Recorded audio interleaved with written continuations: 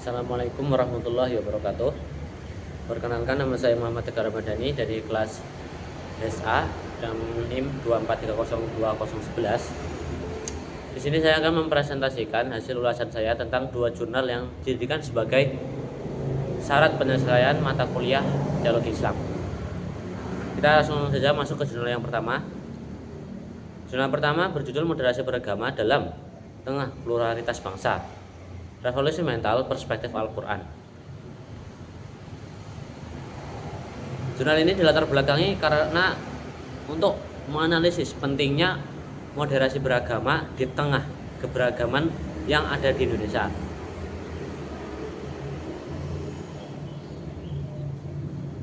Jurnal ini mengambil kunci yaitu seringnya terjadi konflik internal maupun konflik eksternal yang terjadi akibat intoleransi, pemikiran yang eksklusif, dan juga kurangnya pemahaman tentang pluralitas agama. Isi dari jurnal ini yaitu membahas tentang moderasi beragama dan pluralitas agama di Indonesia dalam kerangka revolusi mental berdasarkan perspektif Al-Quran. Penelitian ini mengangkat isu-isu konflik yang sering terjadi akibat keberagaman agama dan juga budaya, serta memberikan solusi untuk menciptakan sikap toleransi melalui revolusi mental perspektif Al-Quran. Metode penelitian sendiri yang digunakan dalam jurnal ini menggunakan metode penelitian yang bersifat kepustakaan atau library research, dengan cara mengumpulkan, menganalisis, dan juga menyusun dari berbagai sumber literatur, tafsir-tafsir, dan juga karya-karya yang terkait dalam memahami konsep moderasi beragama, fakta pluralitas agama, dan juga revolusi mental sebagai solusi keberagaman. Relevansi jurnal ini terhadap teologi Islam. Jurnal ini sangat relevan terhadap teologi Islam. Terdapat beberapa poin yang di dalam jurnal yang sangat relevan terhadap teologi Islam. Pertama yaitu perspektif Al-Quran, pendekatan Al-Quran. Konsep moderasi beragama dan pluralitas agama sendiri dirumuskan berdasarkan tafsir ayat-ayat Al-Quran yang menekankan tentang keharmonisan, inklusivitas, dan juga toleransi dalam keberagaman. Poin yang kedua yaitu esensi akidah Islam. Dalam teologi Islam sendiri sangat menjunjung ajaran universal yaitu rahmatun lil alamin. Nah, ajaran universal ini sangat sejalan dengan gagasan dalam moderasi beragama. Lanjut poin yang ketiga yaitu toleransi dalam praktik keagamaan. Moderasi agama sangat menghindari sikap ekstrim dan juga fanatik, sesuai dengan prinsip jalan tengah atau wasatiyah yang merupakan fondasi penting dalam ajaran Islam modern.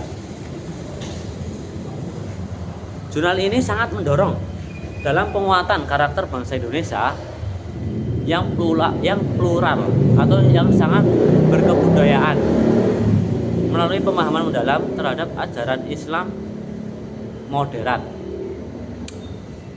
Lanjut kita ke jurnal yang kedua. Jurnal yang kedua berjudul Iman dan Pengaruhnya dalam Kehidupan, yang dilatar belakangi dalam berfokus pada hubungan iman dengan perilaku kehidupan sehari-hari, baik secara individual maupun secara sosial. Isi dari jurnal ini dan juga metode penelitian yang digunakan yaitu jurnal ini membahas tentang iman yang dijadikan sebagai kunci elemen yang berdampak pada moral sosial manusia. Iman sendiri dipandang tidak hanya sebagai persoalan teologis, tetapi juga sebagai prinsip dalam mendorong perilaku manusia di ranah individual maupun sosial. Jurnal ini menekankan bahwa iman harus diwujudkan dengan amal dan juga akhlak, yang implementasinya dapat kita lihat dalam perilaku kehidupan sehari-hari. Contohnya seperti kejujuran, kepedulian terhadap sesama, dan juga penolakan terhadap kegiatan-kegiatan yang keji, kegiatan-kegiatan maksiat, kegiatan-kegiatan yang tidak berfaedah. Pendekatannya dilakukan jurnal ini sama dengan pendekatannya dilakukan oleh jurnal yang pertama, yaitu menggunakan metode yang bersifat kepustakaan atau library research. Sama dengan cara mengumpulkan data-data dari literatur, buku-buku, tafsir-tafsir, dan karya-karya ilmiah yang relevan terhadap iman dalam kehidupan sehari-hari. Relevansi jurnal ini terhadap teologi Islam,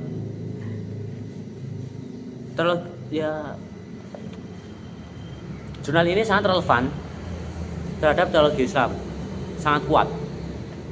Karena pada dasarnya teologi Islam ini pada dasarnya fondasi dalam teologi Islam ini adalah iman. Nah,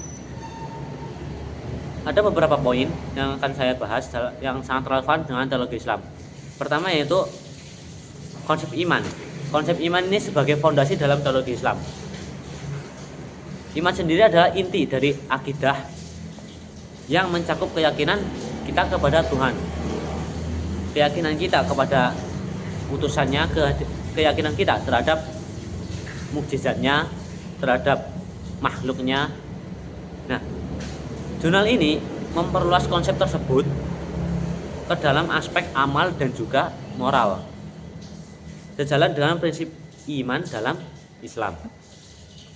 Yang kedua yaitu hubungan teologi Islam terhadap praktek sosial. Teologi Islam tidak hanya bersifat vertikal, dalam kurung hanya keyakinan iman kita kepada Tuhan, tetapi juga bersifat horizontal, yang dalam kurung dapat diartikan sebagai hubungan kita dengan sesama makhluk.